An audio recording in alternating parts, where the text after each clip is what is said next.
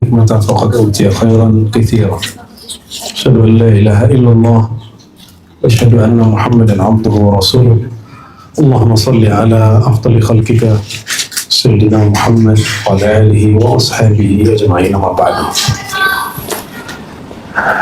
Insyaallah sore ini setelah ditimbang-timbang ternyata kitab Izalatus Syubhat terlalu berat ya. Jadi kita ganti kitab yang lebih ringan nanti di sesi 2, yaitu Bustanul Arifin karya Imam An-Nawawi.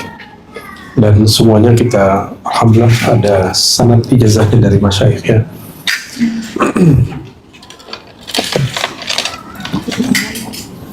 Pada sesi pertama ini kita akan mengkaji Tabaqat Sufiyah karya Imam Al-Arif Billah Al-Hafiz Abi Abdurrahman As-Sulami ya. Kita sampai di ujung kalamnya Seri Sakti ya. Masih apa sekarang? Halaman 21. Baik. Ilaruhin Nabi sallallahu alaihi wasallam wa li al-Imam Al-Hafiz Abi Abdurrahman As-Sulami wa li jami' awliya'illahi ta'ala al-maktub asma'uhum fi hadha al-kitab al-Fatiha. Wa bismillahirrahmanirrahim.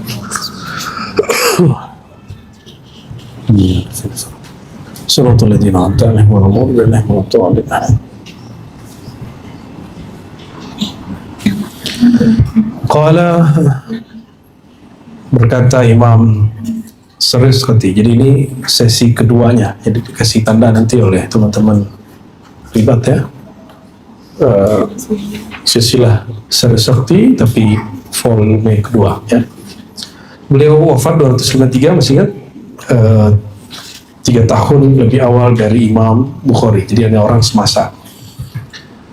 Maka termasuk Imam Salafus Soleh. Jadi kita nggak usah ngaku-ngaku Salafi, Salaf, manhaj kita Salaf, cukup kita pelajari kalam-kalam mereka, manhaj mereka.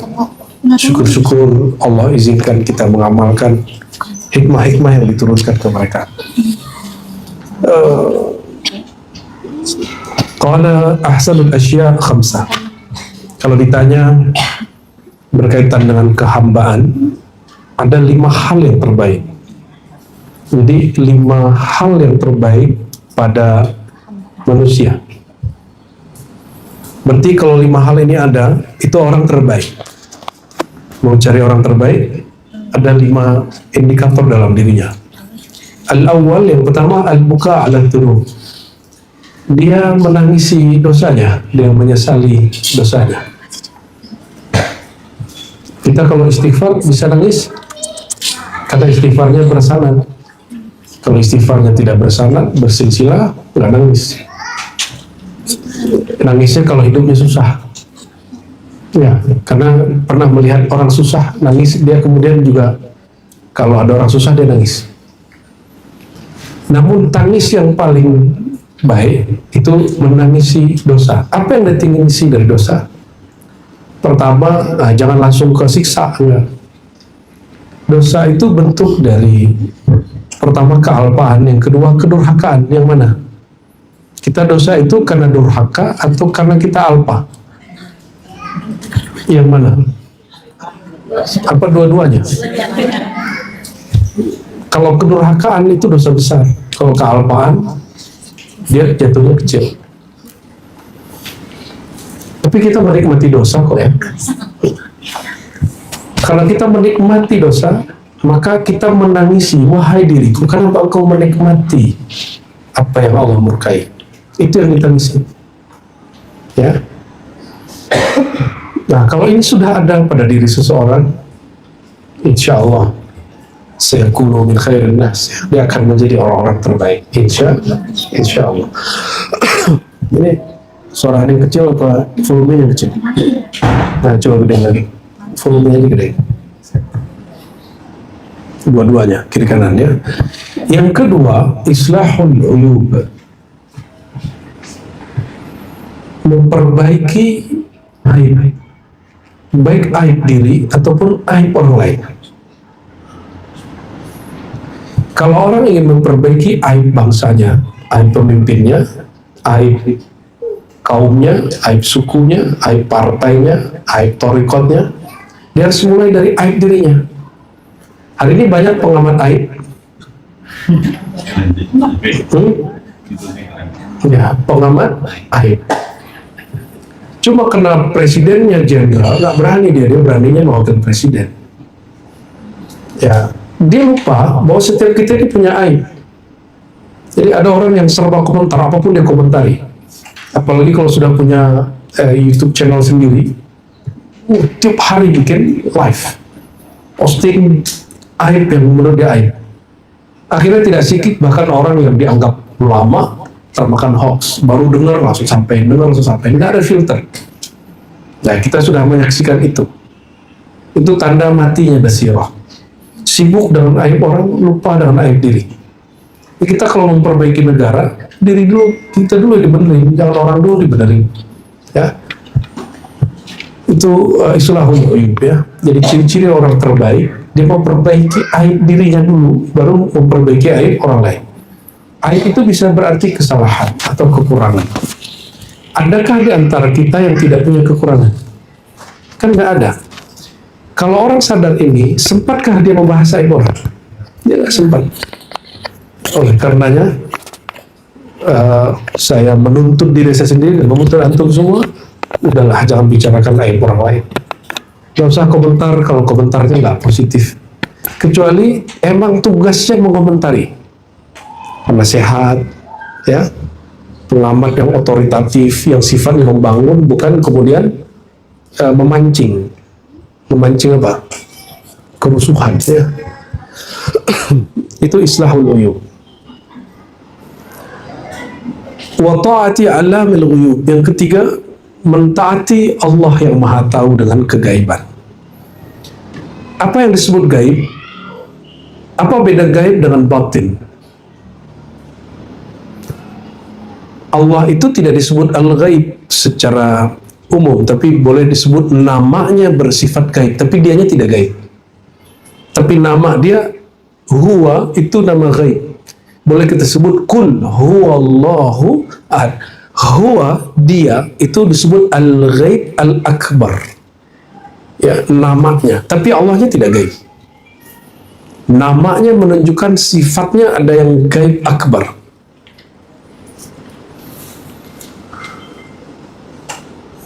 Allah itu juga menyebut dirinya zahir, huwal awwalu wal akhiru wal zahiru wal batin, tapi dia tidak menyebut dirinya gaib. Tapi nama dirinya betul ada al-ghaib. Apa bedanya gaib dengan batin? Ini kayaknya Bu Yasfi yang bisa jawab itu. Apa bedanya, Bia?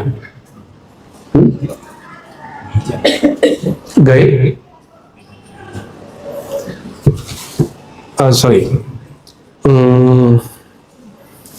Gaib dengan tidak tampak sama nggak? Tidak tampak dengan tidak nyata beda. Zahir tidak maha nyata, batin maha tidak nyata. Berarti kebalikan tidak nyata, tersembunyi. Kalau gaib itu lawan dari hadir. Apa arti gaib? Hah? Apa arti gaib? Apa ya? Tidak terlihat. Oke. Tidak menampakkan kebenaran, keberadaannya. Oke, boleh. Tapi nama hu itu jadi zikir kita. Allah dari lafaz kul huwallahu ahad. Jadi kalau orang tanya apa dalil zikir surat Al-Ikhlas. Surat dibid'ahkan Ustadz Fulan, itu urusan dia. Ya, kita punya sanad kepada Rasulullah bahwa zikir bagian dari zikir yang ma'thur. Karena Allah menyebut dirinya dengan Allahu la ilaha illa hu. La ilaha illallah, la ilaha illahu. Sama. Nah, ta'ati alamul ghuyub, mentaati yang maha mengetahui yang gaib. Sedangkan Allah itu sang penggaibnya, bukan dia gaib. Ya, bukan dia yang Allah nggak pernah gaib. Tapi karena dialah yang menggaibkan sesuatu, yang menyatakan sesuatu, yang menampakkan sesuatu, yang menyembunyikan sesuatu, maka dia menyebut dirinya dengan lafaz hu. Katakanlah hai Muhammad, huwa. Dialah Allah.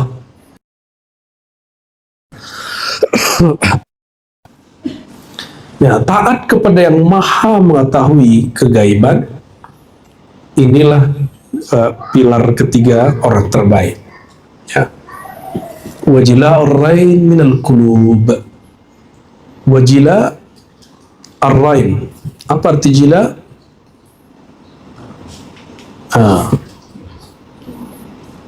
Terangnya ada noda hitam dari kolbu. Maksudnya membersihkan noda hitam dari kolbu, itu maksudnya. Ijla lebih tepat dia. Ya. Menerangkan kolbu dari noda. Menerangkan kolbu dari noda. Noda-noda kolbu, penyakit kolbu, syirik khafi. Syirik tersembunyi, berbuat karena ingin dipuji, takut dicaci. Mungkin kita tidak ingin dipuji, tapi kita hampir semuanya takut dicaci. Betul nggak?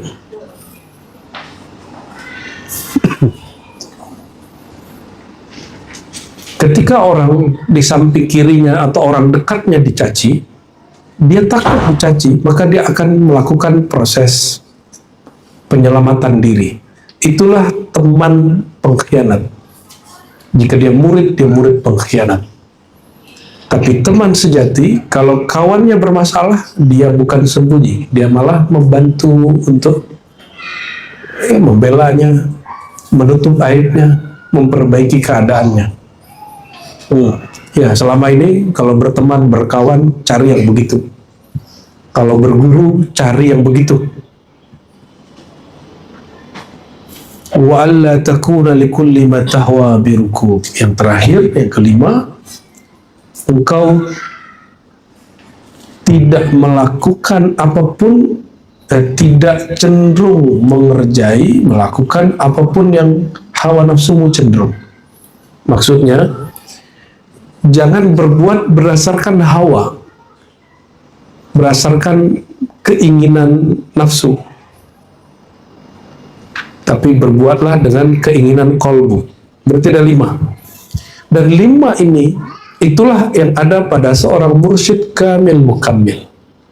Mursyid yang sempurna, disempurnakan oleh Allah SWT, karena dia menangisi dosanya, dan bisa bikin orang nangis, menangisi rasanya.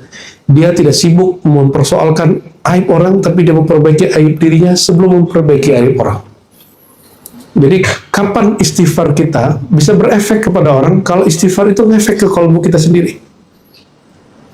Kapan kalam kita berefek ke kalam orang, ke sama pendengaran orang? Kalau kalam kita juga jadi bahan pikiran kita sendiri. Itu. Nah, semoga guru-guru ribat diberikan kesempurnaan ini, amin ya rabbal alamin. Dan semua yang ngaji di ribat, Allah berikan 5 kebaikan ini, amin ya rabbal alamin. Kita nggak boleh mengklaim ketika kita berharap, ya. Berharap semoga Allah memudahkan. Arba'atu asya la yaskun fil qalbi ma'aha ghairuha. Ada 4 hal yang kalau udah masuk di kolbu, maka 4 hal ini akan menghapus keburukan selainnya. Coba cek, adakah hal itu di kolbu kita? 1, ya. Al-khauf minallahi wahdah, ini salah cetaknya, wajdah di sini. Rasa waspada diperhatikan Allah. Kalau bahasa ceramahnya takut kepada Allah. Saya tidak suka bahasa itu, saya lebih senang bahasa waspada terhadap pengawasan Allah. Allah pernah lalai? Allah nggak pernah lalai. Kalau guru bisa lalai, guru bisa lalai, orang tua bisa lalai, polisi bisa lalai, KPK bisa lalai, Allah nggak pernah bisa lalai. Seandainya selamat dari hukum dunia, selamatkah dia dari hukum Allah? Nggak selamat. Jadi jangan kemudian terlalu mengeluh. Kenapa nih negara kita gini-gini mulu? Kenapa banyak koruptor? Nggak usah begitu. Itu namanya benturin kepala dengan nasib. Itu ciri-ciri orang nggak beres hatinya. Ya, udah perbaiki aja diri kita. Siapa tahu orang-orang kalau kita mulai perbaiki diri, kalau Allah cloning orang kayak gitu, ntar tambah banyak. Ya, insya Insya Allah. Yang kedua, warraja lillah. Nah, ini harus seimbang. Rasa harap kepada kasih sayang Allah. Waspada terhadap pengawasan Allah yang maha tegas, maha perkasa, maha membalas, tapi di baliknya juga harus ada harapan. Jangan terlalu takut, jangan terlalu waspada, tapi nggak ada rasa harap. Orang begini nanti hidupnya penuh ketakutan. Jadinya beragama, agama ketakutan. Nah, kebanyakan orang, dia belajar itu basicnya diancam. Kamu kalau nggak sholat, kamu nanti disiksa, gitu. Tapi jarang yang mengajarkan dengan cara yang sebaliknya. Akhirnya jika orang ini jadi ustadz, si anaknya jadi ustadz, dia ustadz tukang ancam. Jadi panitia neraka jadinya. Banyak nggak begini hari ini? Ada orang diganggu dikit ngomong, kamu kalau ganggu saya ntar disiksa Allah loh. Dia ini siapanya Allah? Sehingga berani ngancam orang kalau dia merasa terancam. Wal hubbu lillahi wahdah wal unsu billahi wahdah. Dua lagi. Rasa cinta kepada Allah saja. Jadi terus ke pasangan apa? Mencintai pasangan itu dalam rangka mencintai Allah baru boleh. Kalau nggak haram. Itu syirik. Karena makna ilah itu mahabbah. Dari kata walah, al-ilah yana al-mahbub al-maqsud. La mahbuba wa la maqsuda bihaqqin illallah. Tiada yang betul-betul dicinta, dituju kecuali Allah. Maka mulai detik ini coba mulai kolbunya diseri-seriin dulu, ya, cenderung-cenderungnya kemana, bersih-bersihin dulu lah. Setelah dibersihkan dengan istighfar taubat, baru dimasukkan lafaz la ilaha illallah. Itu rahasianya kenapa sebelum talqin mesti zikir dulu ya hayyu ya, untuk mantik kolbunya supaya dia sadar sesegera mungkin. Gitu. Nah, bagaimana cara menumbuhkan cinta? Orang cinta dengan menyebut atau dengan mengenal? Jumpa tapi belum kenal. Bisa nggak? Kalau dia jumpa dia nggak tahu kalau itu siapa. Maka al-ma'rifatu aslul hubbi. Bermakrifat, mengaji ilmu tentang Allah, zat Allah, nama Allah, sifat Allah, af'al Allah, asmaul husna, itu jadi basic orang cinta kepada Allah. Maka siapa yang kenal Allah dengan makrifat kepada nama, sifat, zatnya, itu cintanya permanen, gak akan habis.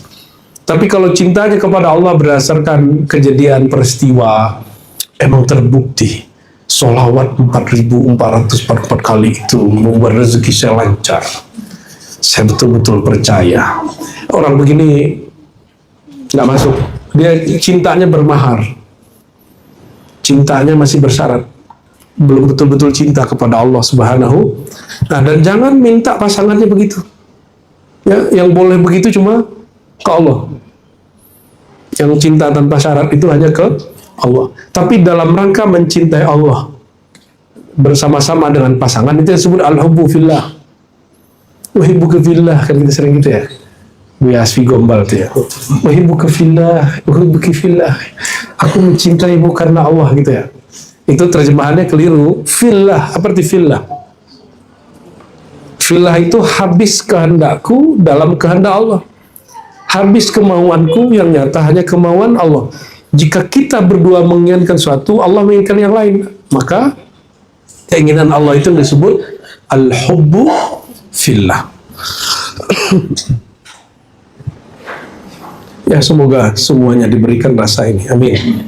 Maharnya ma'rifat, ya, bukan banyak ibadat.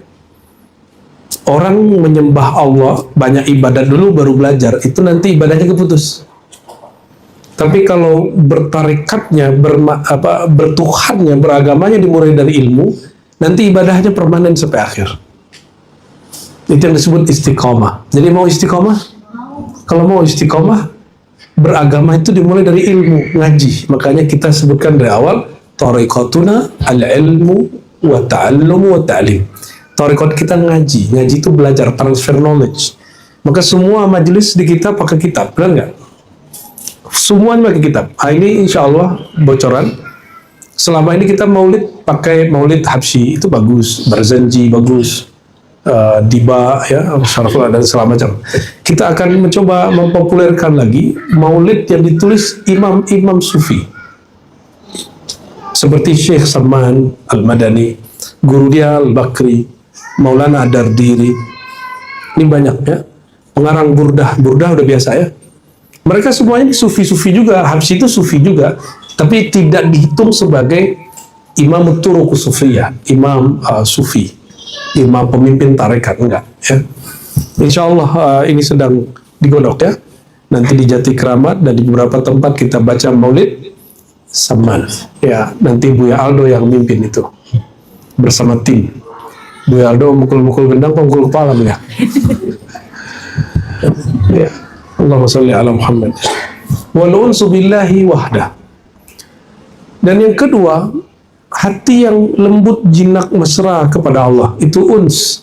Maka anis ya.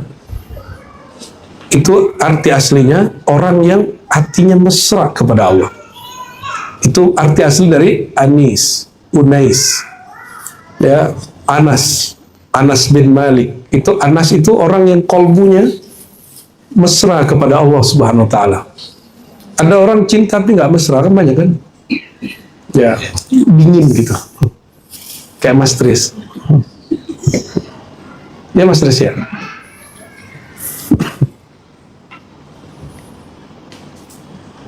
Kalau Superman nggak ada, tapi Coldman ada.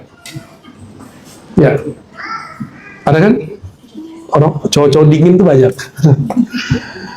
Tapi gelora di hatinya besar, ya. Cintanya besar sekali.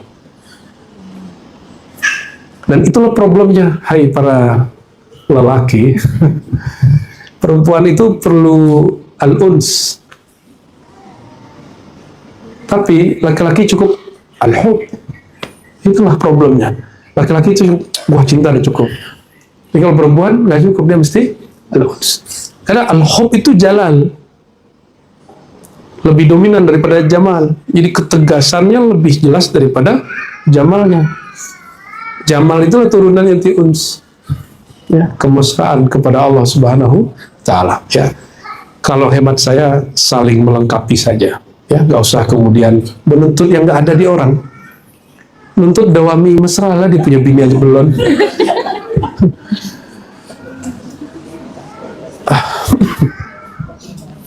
Ajladun nas man malaka ghadabah. Ini hikmah ketiga. Hikmah Imam Syarius Sakti Guru Junaid Al-Baghdadi. Siapakah orang paling keren, paling hebat, paling paten?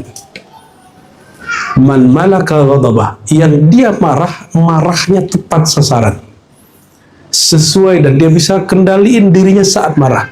Akalnya nggak hilang saat marah, nurnya tidak padam saat dia marah. Bisa begitu kan? Itu orang paling ajladun nas, orang paling hebat. Ya, semoga kita diberikan ini. Amin ya rabbal alamin.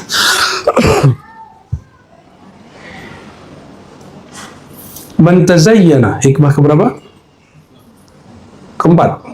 Keempat pada sore ini. Man tazayyana linnas bima laysa fihi saqtun, bima laysa fihi saqata min ainillahi azza wajalla. Siapa yang mempersonifikasikan dirinya, menampilkan dirinya, yang membangun karakter dirinya, padahal itu bukan dirinya. Itu maksudnya apa? Dia menampilkan kepada orang yang bukan dirinya. Itu yang disebut bermuka lebih dari satu. Tazayyan. Jadi tazayyan itu berhias. Dia bukan orang yang ahli zikir, tapi gaya-gaya ahli zikir. Ya. Biar kelihatan kayak sedih-sedih dikit, ya, matanya dibasahin pakai air. Kalau basah dari dalam kan oke. Ya, saya menyaksikan ada yang begitu. Pemimpin-pemimpin majelis itu saya nyaksiin sendiri. Ya, supaya kelihatan Masya Allah, ya kita Allah. Ya, biar orang kayaknya tersentuh dengan kalimat begitu, matanya. Enggak ada kepalsuan. Kalau nangis, nangis saja. Kalau enggak usah nangis. Emang agama itu harus nangis-nangis? Atau ngaji itu harus ketawa-ketawa? Kan enggak juga. Ya, jika halnya nangis, nangislah. Jika halnya tidak nangis, ya nggak usah nangis. Ya. Siapa yang berhias kepada manusia, man tazayyana linnas, siapa yang menampilkan kepada makhluk yang bukan dirinya sendiri, saqata min ainillah. Orang ini di pandangan Allah jatuh. Termasuk nggak mursyid tapi menampilkan seakan dia mursyid. Mursyid itu sederhana aja. Jadi kalau nggak dapat ijazah mursyid dari guru yang ini, carilah mursyid yang lain. Kenapa harus ngotot-ngotot? Ya, iya kan? Susah amat.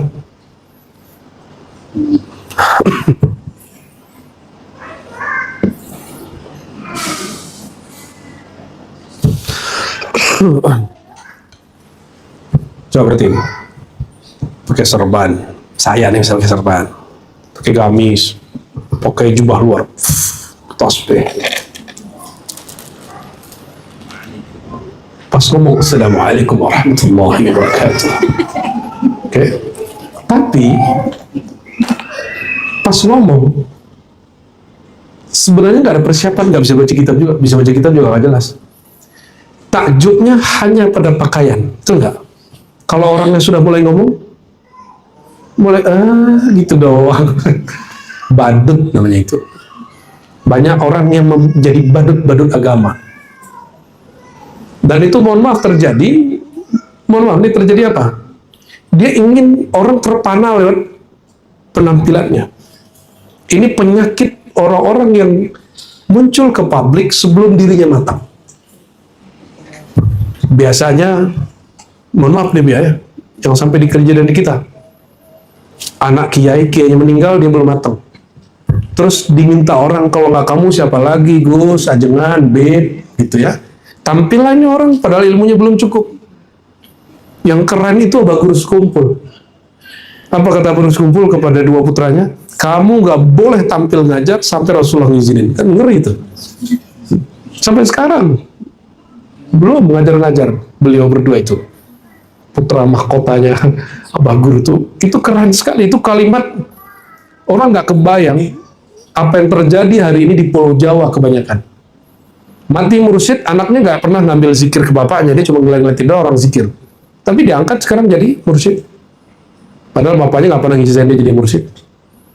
Dan itu penyakit. Nah, dalam ilmu ketorikotan itu jadi penyebab hancurnya torikoh.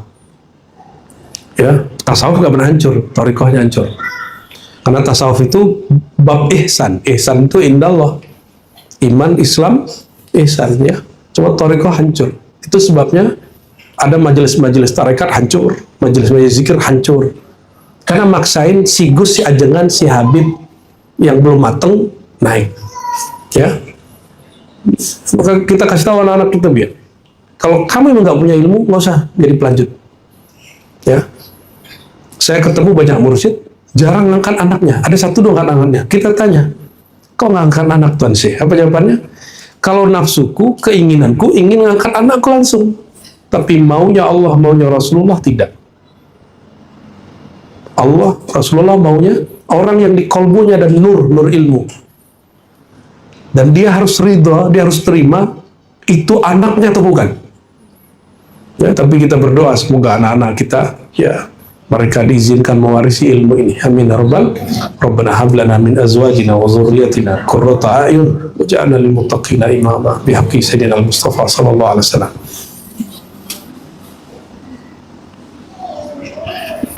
Lam yakmul, lanjut ya. La yakmula rajulun, tidaklah seseorang mencapai makomat yang ideal, sempurna, hatta yu'thira dinahu ala syahwatihi, sehingga dia mendahulukan agamanya daripada keinginan-keinginannya.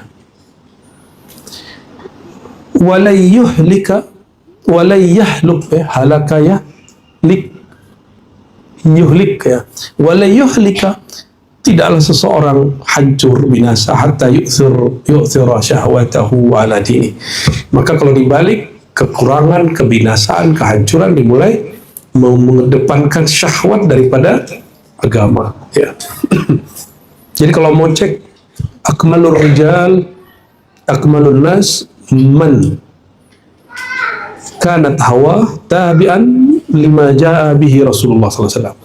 Orang paling sempurna itu orang yang keinginannya tunduk pada keinginan Rasulullah SAW.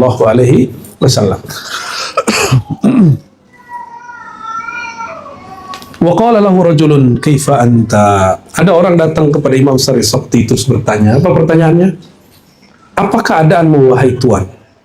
Dijawab oleh Imam Sari Sakti dengan ungkapan syair. Keadaanku ada di syair ini. Man lam yabit wal hubbu hashwu fuadih lam yadri kaifa tafattatal akbad. Bantu terjemahin biar. Yang indah, yang indah. Cara terjemah yang enak.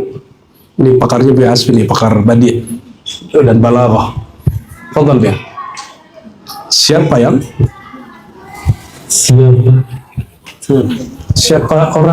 Siapa yang tidur, siapa yang tertidur namun cinta masih berada di lingkaran luar fuadnya, maka dia tidak akan tahu bagaimana detrumnya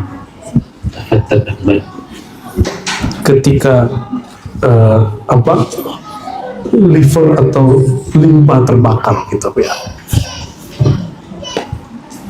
Orang yang tidur bermalam namun cinta masih masuk ke dalam dirinya, masih berada di pinggiran fuadnya, maka dia tidak akan paham, tidak akan mengerti bagaimana terbakarnya hati dan karena mencinta. Kita terjemahin bebas ya. Imam Sari Sakti didatangi seseorang dan seseorang itu adalah Nabi Khidir. Dialog dengan dia. Apa keadaanmu wahai Tuhan? Dia jawab pakai ini. Man lam yabit wal hubbu hashwu fuadi la yadri kaifa tafattatal akbad. Orang yang tidur malam hari tidak berwirid, tidak berzikir, tidak ngaji. Sedangkan cinta kepada kekasih yaitu Allah, kepada Rasulullah belum masuk ke dalam relung kalbunya, dia tidak akan mengerti bagaimanakah indahnya orang yang merindu, indahnya orang yang sedang bermunajat kepada Allah, indahnya orang yang sedang mesra-mesra dengan Rasulullah SAW. Termasuk dia. Pergilah orang tuh Nabi Khidir itu. Hakada al-masyayikh yaltaquna bil Khadir alaihi wassalatu wassalam. Ya. Jadi, dan itu juga pernah terjadi pada Imam Syafi'i. Imam Syafi'i pernah datangin orang, dan itu imam yang mentaklik itu hadza Khadir alaihissalam. Maka kalaupun ada yang mengatakan Imam Bukhari tidak meyakini Nabi Khidir hidup, saya tidak sepakat dengan itu. Imam Bukhari setahu kita tidak meyakini hadis-hadis hayatul Khidir sahih. Bukan berarti tidak meyakini Nabi Khidir hidup, itu beda. Guru kami, Allah yarham, ya, Imam Besar Istiqlal yang lama, dia juga mengatakan itu, bahwa hadis tentang Nabi Khidir itu semuanya tentang hayatul Khidir dhaif, palsu. Tapi dia mengatakan saya yakin Khidir hidup. Telinga ini dengar langsung. Ya. Alhamdulillah ya, alhamdulillah. Idza ibtada, ini sebelum hikmah penutup beliau.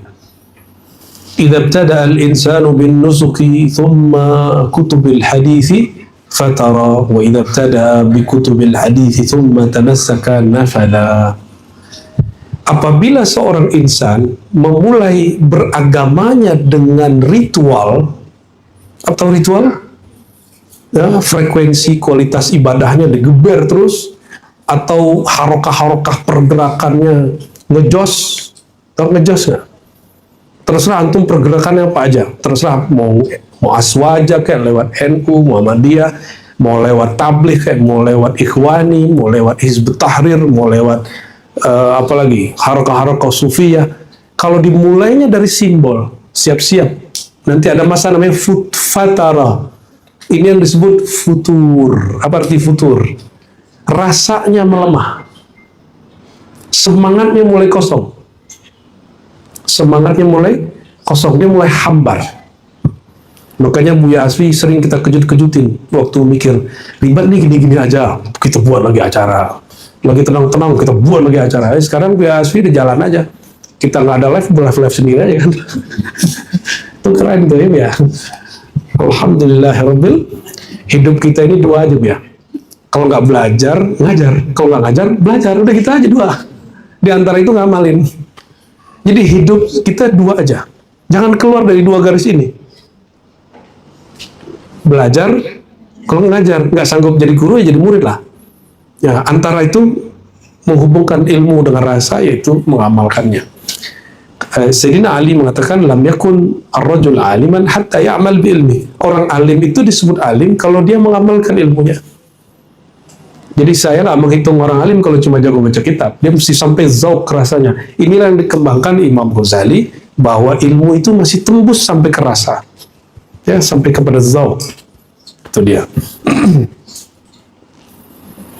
Jadi kalau mulai beragama itu dari simbol, nanti digeber dikit, gurunya difitnah dikit, atau ajarannya dibid'ahin dikit, fatara. Inilah nasib orang yang pindah-pindah aliran. Maksudnya saya dulu. Karena merhatiin, kayaknya yang serbanan ini nih kayaknya. Jenggotnya keren. Tahu-tahu aliran A. Ikut lagi, kalau ini jenggotan, serbanan, sarungnya jingkrang, kayaknya ini nih. Itu ikut. Ternyata nggak juga, nggak nyambung juga kalau kita. Ikut lagi kelompok yang buat khilafah-khilafahan. Pengajian tuh pakai indeks Al-Quran, kayaknya sempurna gitu. Setelah 3 bulan, ada aja. Ya, fatara. Dia mulai futur. Mulai akan redup. Itu sebabnya diribat tidak memulai kajian dengan talqin. Tidak memulai pergerakan dengan bayat, tapi memulainya bil ilmi, karena Al-Qur'annya berkalam fa'lam dulu baru annahu la ilaha, ilmu dulu baru la ilaha illallah. Jangan la ilaha illallah dulu baru ilmu. Wa idza ibtada'a bi kutubil hadis, apabila dia memulai dengan ngaji kitab, ngaji ilmu, ya, kalau di sini simbolkan ngaji hadis. Sumatan nasraka, baru dia ikut pergerakan, dia beramal, dia ikut ritual, dia ikut tawajuh, dia ikut maulid. Nafadha, dia akan sampai ke ujung. Bukan fatara. Jadi beda futur dengan nufuz adalah nufuz, pizza, itu dia selesai. Dia akan khatam. Ya.